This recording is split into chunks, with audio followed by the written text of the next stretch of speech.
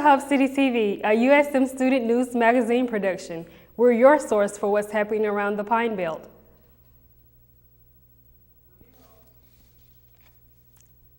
I'm your host, Chantel Upshaw. In this week's episode, we investigate a Senate bill that could affect the Mississippians looking to get married. We show you how elderly Pine Belt residents stay active, and we highlight a day in the life of a police officer. But first, the Supreme Court recently heard arguments regarding the constitutionality of Obamacare. In our first story, reporter Steve Uri takes a closer look at the debate. I don't think that will be a viable law in line with the Constitution. Lawyer Jay Jernigan refers to President Obama's health care mandate. Supreme justices recently held court on the constitutionality of the amendment. In it, the federal government would mandate its citizens to purchase health insurance or pay a fine. The whole point here is that you're not forced to buy insurance. Part of the debate, argued by Supreme Court Justice Kennedy, questions whether the government can create commerce just to regulate it. There's nowhere in the Constitution that would allow the government to mandate you to do something. The Obama administration, however, arguing economic benefits, believes the court will uphold the mandate.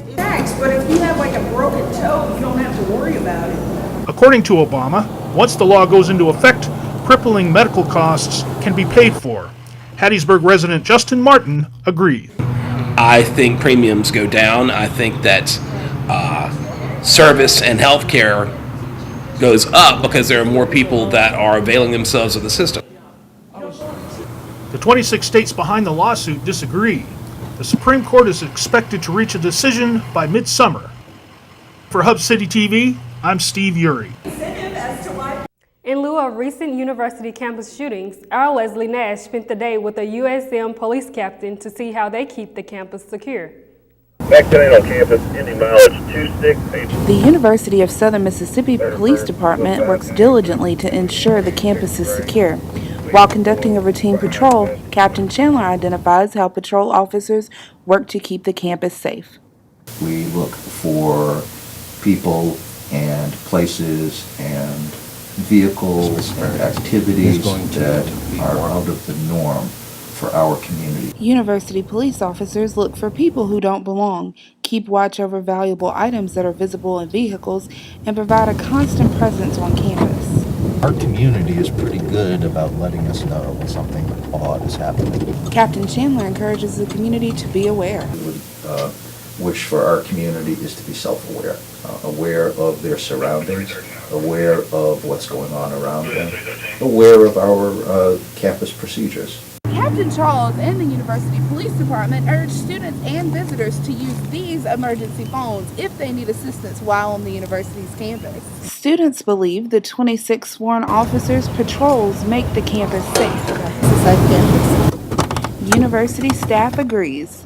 And for the security, I feel safe about the security.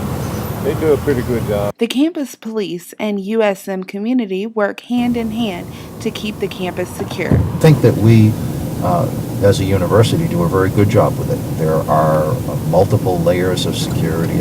Reporting for Hub City TV, I'm Leslie Nash. If a Mississippi senator has his way, you may no longer have to take a blood test to get married. Ellison Stevenson reports. It looks beautiful. You're smiling. From the dress to the guest, a lot goes into planning a wedding. Planning your wedding dates, be sure to visit your county's circuit court clerk's office for some legal deadlines you wouldn't want to miss. Forrest County Circuit Clerk entails the process of getting a marriage license. Under present law, you would have to go get a blood test, you and the fiance. What could a blood test reveal? Having the background of your family and the background of the person's family that you're going to be with. This is a misconception that Circuit Clerk Adams say is outdated.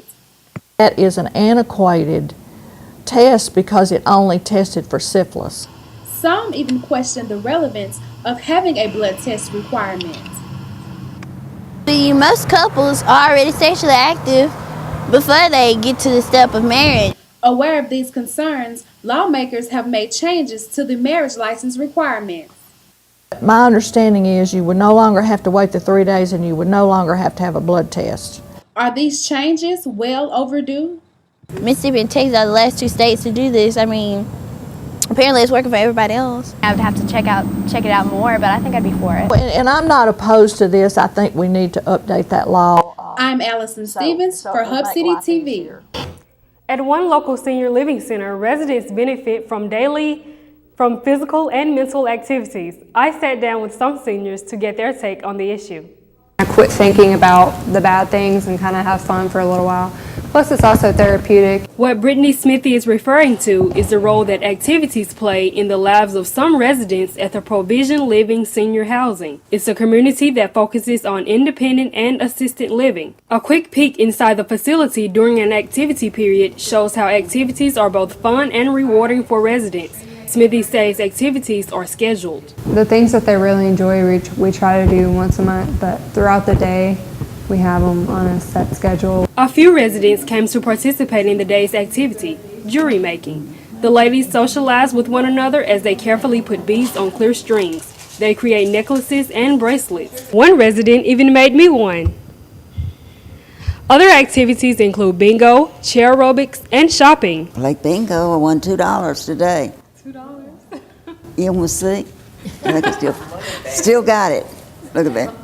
Money, money, money. Smithy says daily activities help residents both mentally and physically. It keeps them from worrying so much. It gives them something to do instead of just sitting in their rooms, and they need to be out and doing stuff and using their minds and using their hands. At Provision Living, seniors can still do many activities that they've done at home. If they're going to be at home and garden, they can come do it here and garden. Reporting for Hub City TV, I'm Chantel Upshaw.